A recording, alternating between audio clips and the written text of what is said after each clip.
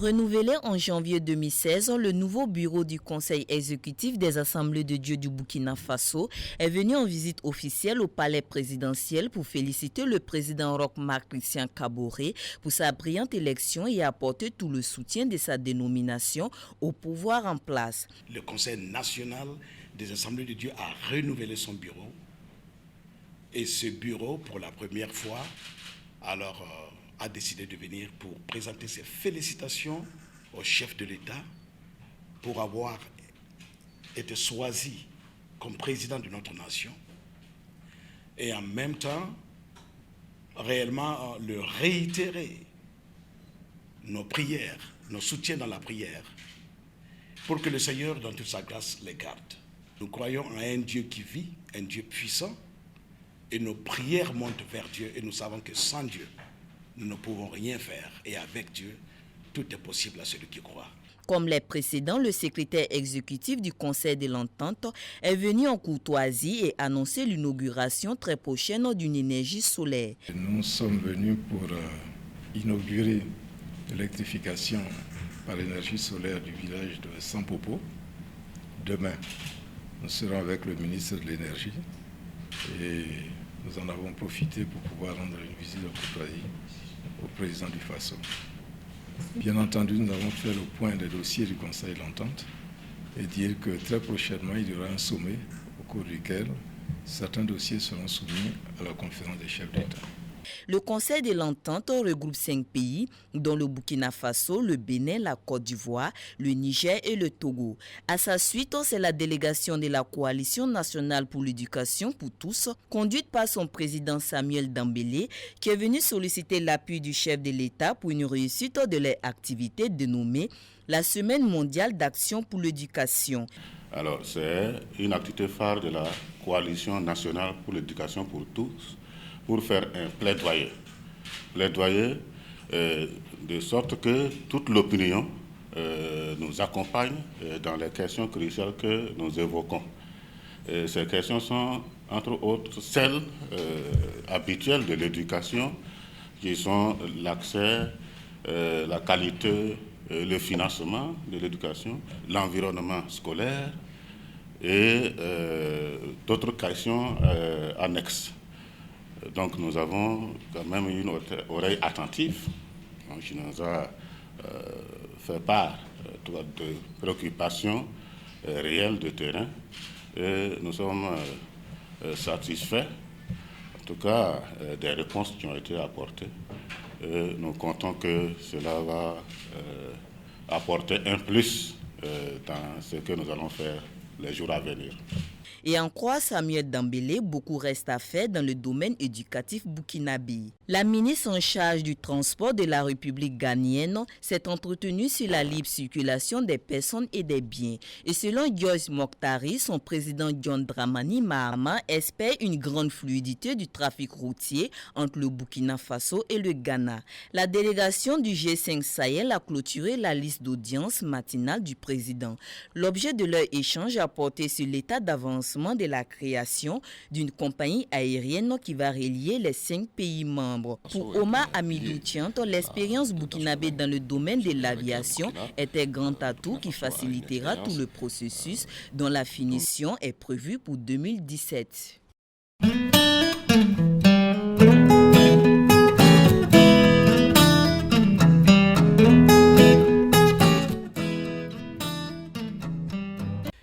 Le Le budget de l'État gestion 2016 voté le 26 décembre 2015 par le Conseil national de la transition a été passé au peigne fin par l'Assemblée nationale.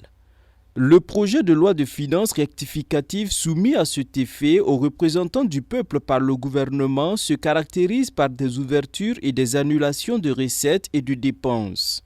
Il était également proposé dans le cadre de la dite loi une nouvelle disposition fiscale relative à l'institution d'une contribution foncière sur les propriétés bâties et non bâties. Sur ce point, les représentants du peuple l'ont jugé inopportune. Le gouvernement a reconnu avec les députés que, effectivement,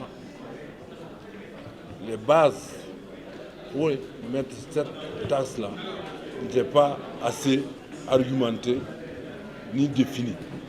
Donc, cette taxe foncière est renvoyée à plus tard, après une étude que le gouvernement se ferait le devoir de nous amener. Il a été aussi question au cours de cette session de se pencher sur l'incidence de la loi 081-2015 votée par le CNT relative à la fonction publique et qui a occasionné une incidence financière de 39 à 40 milliards de francs CFA. Dans la présente loi rectificative, le gouvernement a consacré 15 milliards en attendant d'autres lois rectificatives pour prendre en compte l'ensemble des besoins de financement de la loi 081. Donc, les députés ont convenu que c'était en faveur des travailleurs et qu'il fallait appuyer cette disposition.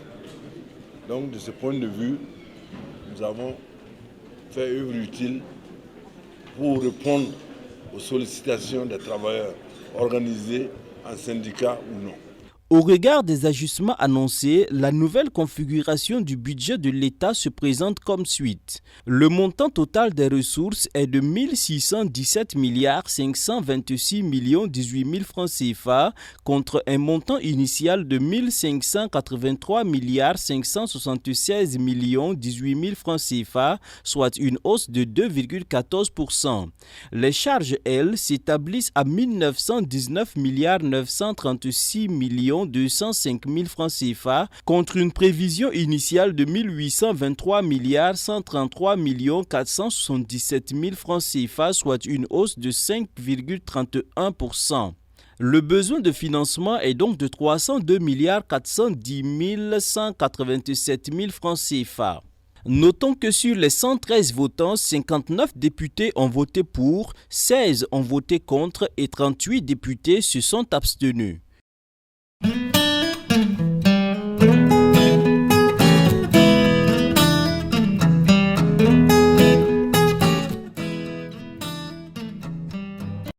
Ce sont une cinquantaine de participants qui prennent part du 18 au 19 avril 2016 à la formation des points focaux de la Commission électorale nationale indépendante. Les participants sont les présidents des commissions électorales communales et des arrondissements des 45 provinces, en plus des présidents des CICI des zones telles Zogoré, Béguédo, Tangueda-Souri, Burum et Boussou jugés zone d'alerte précoce. Selon Maître Barthélémy Kéré, président de la CENI, les acquis engrangés lors des élections présidentielles et législatives doivent être consolidés et nationalisés, d'où la nécessité de renforcer les capacités du personnel électoral. L'enjeu de cette formation reste le même pour tous. Il s'agit d'accompagner les démembrements dans la gestion des difficultés qui pourraient survenir avant, pendant et après les élections. Les mouvements d'humeur qui ont émaillé la phase du dépôt des dossiers de candidature dans certains démembrements rend encore plus légitime cette anticipation. Effectivement, vous avez sans doute eu les échos que certains de nos démembrants ont été confrontés lors du dépôt des dossiers à des situations qui auraient pu engendrer des violences préélectorales. Heureusement, nous pouvons nous satisfaire que les débordements soient demeurés limités et que les partis en présence aient trouvé des voies de prétoire en vue de la résolution pacifique des conflits. La réalisation de cette activité est due en partie au concours de l'AIFES et de l'USAID. Et c'est un spécialiste des questions électorales venu du Burundi qui a la lourde tâche de former en 2 jours les démembrements du Burkina Faso. IFES met en œuvre ce projet de prévention des violences électorales depuis plus de 10 ans. C'est vous dire que nous avons donc une méthodologie adaptée et éprouvé. Ce projet a déjà été mis en œuvre dans plusieurs pays comme le Sénégal, le Togo, le Burundi et puis près d'une dizaine de pays en Afrique. Alors, c'est vrai que le contexte au Burkina est différent, mais nous venons avec toute l'expérience que nous avons accumulée au cours des dernières années pour essayer d'adapter cette stratégie de prévention et d'atténuation des violences électorales. C'est vrai que le contexte est différent, comme je le signalais tantôt, donc nous attendons des participants qu'il y ait cet effort, non seulement de compréhension de la méthodologie qui est générale, mais également un effort d'adaptation.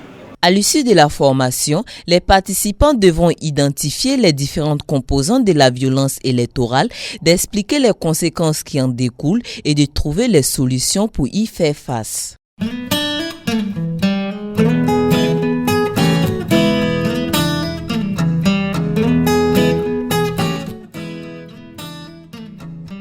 Les travailleurs du Burkina Faso ne sont pas fâchés mais fauchés. Cette phrase résume en tout le cri de cœur des salariés burkinabés.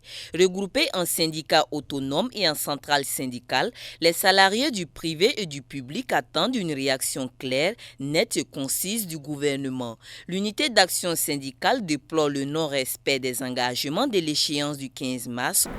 Pour certains engagements, dont la mise en œuvre passe par la simple convocation de comités, le gouvernement explique les retards, tantôt par des contraintes budgétaires, tantôt par le fait que le ministère de l'économie, des finances et du développement n'a pas désigné ses représentants.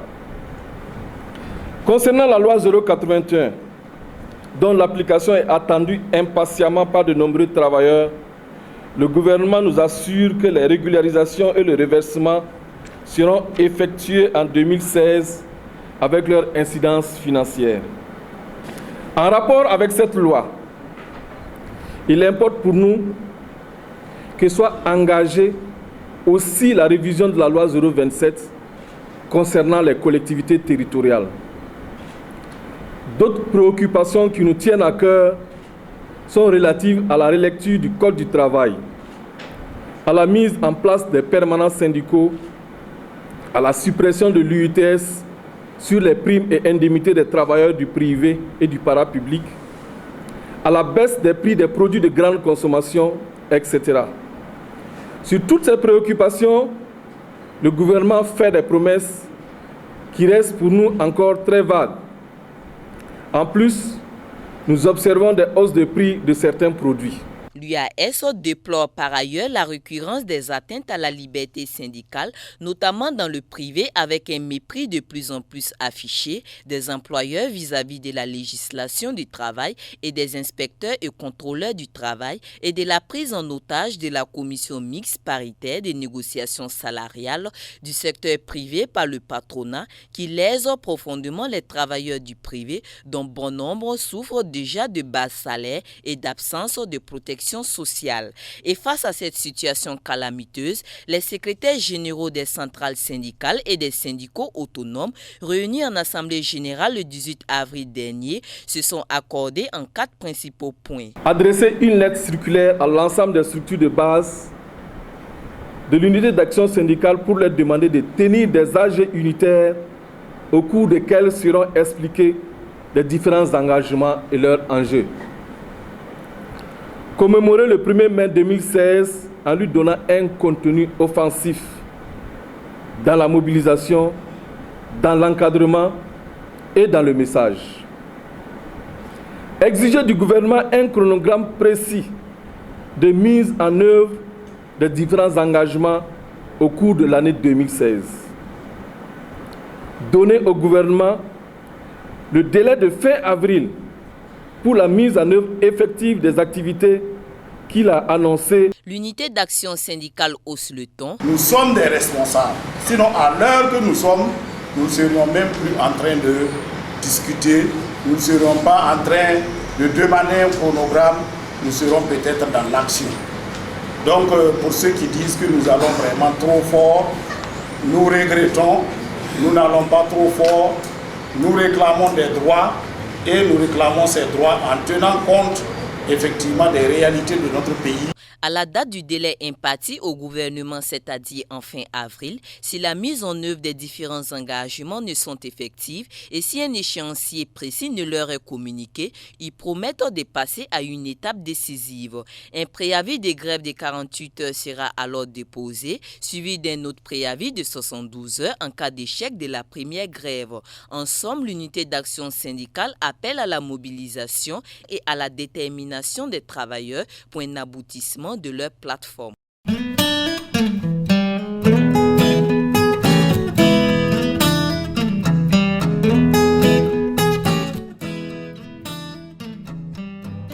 L'Union pour le progrès et le changement se porte très bien, mot du porte-parole du parti, Yamego Ruby. Mieux ajoute Rose-Marie Compaoré, députée à l'Assemblée nationale, les récents agissements de certains membres du parti qu'elle qualifie de brebis galeuses n'ont aucun impact sur la vie du parti, puisque lui, Armand Wali et Bruno Kafando, ce sont d'eux qu'il s'agit, ont depuis belle rulette suspendu toute participation aux activités du parti, en témoigne leur invisibilité lors de la campagne des élections couplées présidentielles et législatives du 29 novembre 2015.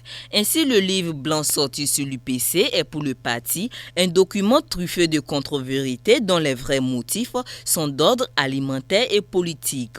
Pour le moment, le deuxième vice-président du parti, Louis Wali, et l'ex-secrétaire général de la session Kadiogo, Bruno Kafando, ne sont encore exclus du parti, mais leurs cas seront statués à la fin du mois. Cependant, Louis Wali est d'ores et déjà suspendu du secrétariat exécutif national. Leurs ressources sont coupées et comme ils ne sont pas retenus pour être députés, ils espéraient qu'on ait au MPP pour qu'eux, ils obtiennent d'abord des dividendes parce qu'ils sont de connivence avec certains responsables et ils savent que comme ils sont retraités, en allant là-bas, si nous avons des portefeuilles ministériels, ils allaient d'abord avoir ces portefeuilles ministériels et continuer à chouper. Chose que nous avons dit que nous n'irons pas, d'où leur frustration. Donc d'abord c'est un argument alimentaire et non un argument de conviction. Deuxième chose, d'ordre politique. L'UPC dans sa force tranquille ne plaît pas aux gens.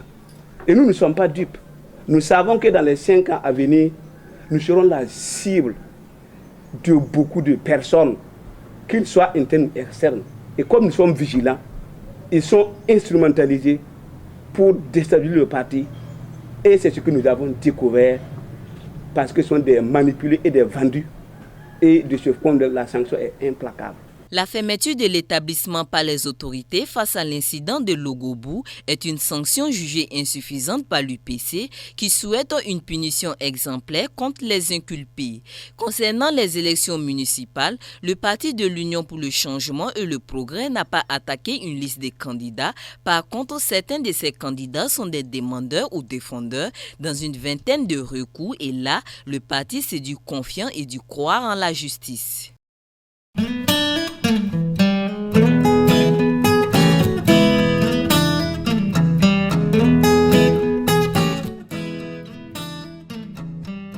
La 16e édition des Koundé aura bel et bien lieu le vendredi 29 avril 2016 dans la salle des banquets de Ouaga 2000.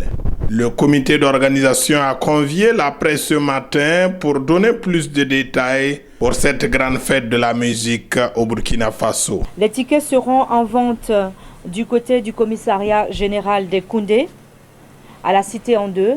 Ensuite, dans le hall de l'Aïko Hotel à Ouaga 2000.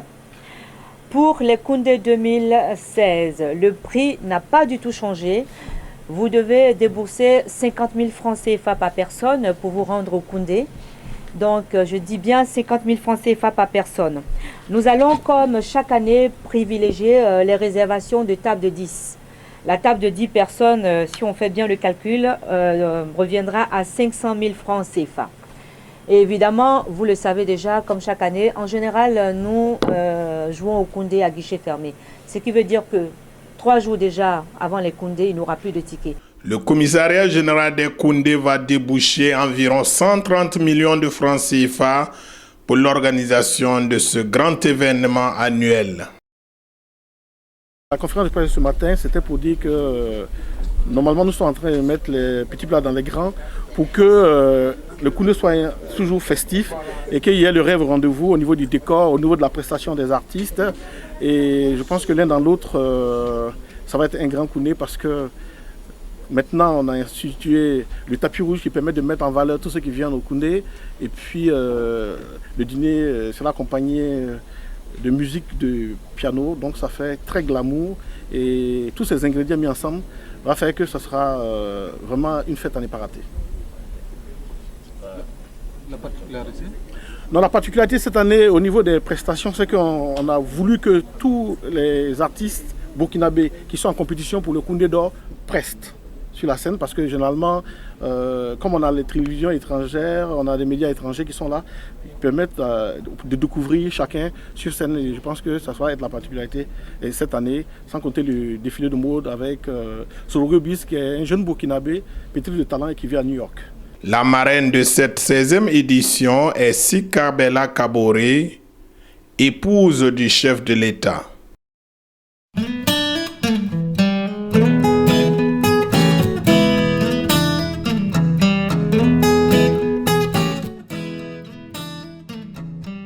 La 2e édition de Musique Hommage a tenu toutes ses promesses. Il a été créé pour reconnaître les mérites et l'engagement des hommes et des femmes qui ont consacré leur vie dans le ministère de la louange et de l'adoration. Pour cette 2e édition, le pasteur Daniel Kambou était sous le feu des projecteurs. Le frère Kambou déjà est un doyen dans la musique. Deuxièmement, il a beaucoup donné du temps, une bonne partie de sa vie pour cette œuvre. Donc il a roulé très longtemps dans la musique. Et son œuvre sur le plan moral et même spirituel est une œuvre magnifique, une œuvre très remarquable. Et ensuite, Kambou, c'est quelqu'un qui a renoncé à la célébrité, il faut le dire. Et comme tout à l'heure, on l'a entendu pendant le concert, il a renoncé à la célébrité. Et c'est ce qui a fait d'ailleurs qu'il a arrêté un peu sa carrière. Et bon, nous semblons l'obliger à reprendre, mais Dieu merci, il a voulu rendre ainsi gloire à Dieu pour ce qu'il a fait à travers lui.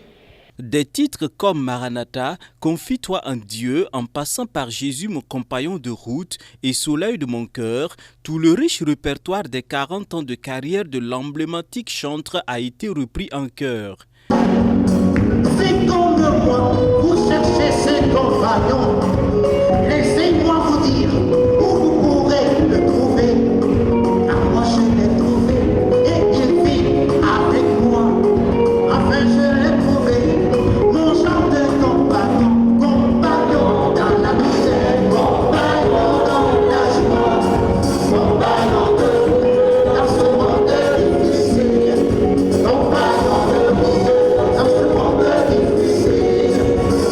Je bénis le Seigneur pour ce grand frère qu'il nous a donné.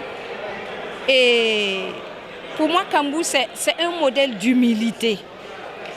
Il composait des chants. Au début, il était à Gawa. Quand il venait, on chantait ensemble, on l'a accompagné dans les églises. Et c'est un grand frère, c'est un aîné qui respecte les autres. Et aussi, c'est un modèle, je dirais. Et ces chansons, moi, j'apprécie vraiment parce que c'est un témoignage. Et beaucoup de gens qui ont connu le Seigneur ont pu vivre certains de ces chants. Et ces chants, c'est vraiment un réconfort. Moi, personnellement, bon, en tout cas, ces chants m'ont réconforté. Bénis Dieu pour la vie de pasteur Sie Kambou. Daniel, qui a été un ancien élève du collège protestant, c'est là où je l'ai connu. Il s'est donné au Seigneur, à sa conversion. Beaucoup se sont étonnés, se disant que vraiment, est-ce qu'il s'est vraiment donné au Seigneur? Mais par la suite, il a chanté sa vie, il a chanté sa conversion, il a chanté ses doutes, il a chanté sa foi. Et il a voulu que Jésus soit son compagnon. Et aujourd'hui, c'est un temps d'arrêt pour rendre hommage à l'œuvre de l'homme. Et je pense que nous voyons que Dieu a vraiment été son compagnon. Ces chansons sont sorties de son cœur et c'est ce qui fait la différence de son ministère. Il n'a pas chanté pour l'argent, il a chanté pour la gloire de Dieu et il a répandu son cœur devant Dieu. C'est pourquoi ces chansons ont traversé les âges et jusqu'aujourd'hui, ces chansons sont à la mode et sont indémodables parce que inspirées par le Saint-Esprit. Dr Kambou a été un leader spirituel pour nous. Au-delà de son ministère dans le chant, c'est quelqu'un qui nous a entraînés dans la vie spirituelle. Eh bien, nous organisions des moments spirituels, des retraites, des veillées de prière et il nous montrait que le chant, on ne pouvait pas le chanter comme ça. Il fallait un soubassement spirituel dans la prière. Et pour moi, c'est vraiment ainsi qu'il a pu tracer un sillon pour les générations à venir. Et c'est à ce titre-là que je trouve vraiment bien de lui rendre hommage aujourd'hui par cet événement. Naturellement, son émotion ne peut se dissimuler. Quand on voit des choses comme ça, je dirais que ça vous propulse davantage. C'est vrai, c'est de l'honneur, mais c'est aussi de la responsabilité. Et c'est pourquoi je rends grâce au Seigneur et je demande que le Seigneur continue de me donner les forces afin que je puisse faire ce qui est possible pour que son nom soit glorifié. Sinon, c'est vraiment des sentiments de reconnaissance qui m'habitent en ce moment. 3 albums à son actif, dont le premier en 1978, le pasteur Kambou a connu un succès international. Il a dû marquer une pause dans sa carrière par crainte du péché de l'orgueil. Aujourd'hui, et en dépit de ses nombreuses obligations, l'homme de Dieu entend rebelloter pour accompagner la jeune génération dans le ministère de la louange. L'avenir est un peu, disons, ça se dessine un peu plus. Parce que, au fait, ça fait quelque temps que j'avais décidé de revenir à la musique, de constituer un orchestre pour essayer de me promener un peu au Burkina. Parce que c'est vrai que j'ai fait l'extérieur. Quand j'étais au Canada, j'avais un groupe avec lequel on chantait. Maintenant que je suis ici, je voudrais, par la grâce de Dieu, constituer un groupe avec qui je pourrais sillonner le pays afin de rendre gloire au Seigneur à travers les chants. Voici la première des choses. Deuxième des choses, c'est qu'en ce moment, je suis en train de rédiger des livres. Et donc l'avenir sera fait de ça. Rédaction de livres et puis concerts un peu partout. Mais également, je continue l'enseignement parce que c'est ce pourquoi je suis allé faire un doctorat en théologie. Donc ça fait que pendant que je chante, pendant que je prêche, en même temps, j'organise des cours pour les dispenser dans des facultés de théologie ici en Afrique et ailleurs dans le monde. Voilà un peu l'avenir qui se tient devant moi. Si le Seigneur me donne encore quelques années de vie, je pense que je pourrai réussir par sa grâce à mettre ces choses-là en route. C'est dire que des albums sont probablement en gestation dans ce Kambou à la fois pasteur, docteur en théologie et artiste musicien chrétien qui force l'admiration et qui invite toujours à aimer Jésus, son Seigneur.